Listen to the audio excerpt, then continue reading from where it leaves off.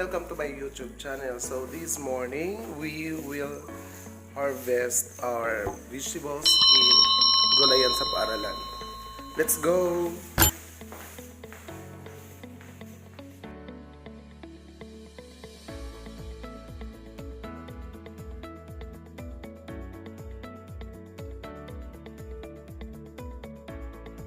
So, pupunta tayo sa Gulayan ng Paaralan.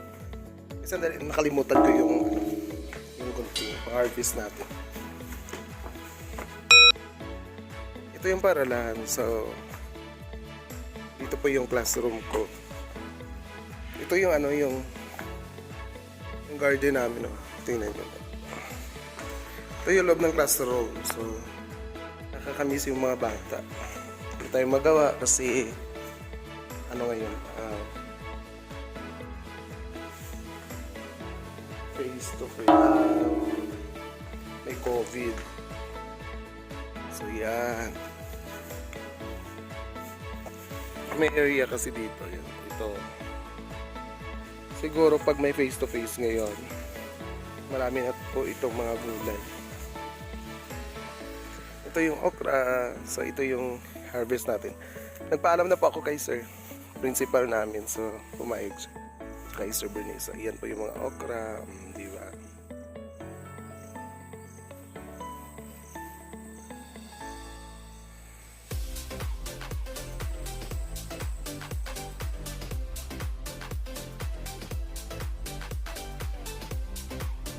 So, ito yung bunga ng okra. So, mas maganda po pag nag-harvest kayo is meron kayong gunting o yung pamputol po. Ganyan. Ganyan po yung pag-harvest. So kailangan dandahan kasi baka maputol yung yung okra. Yan. Punta tayo sa kabila. Ito.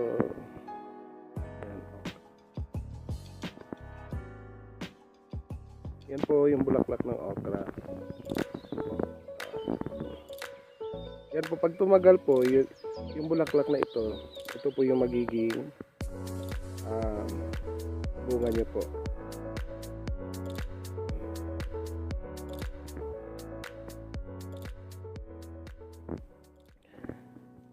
So pag-harvest po ng okra, dapat yung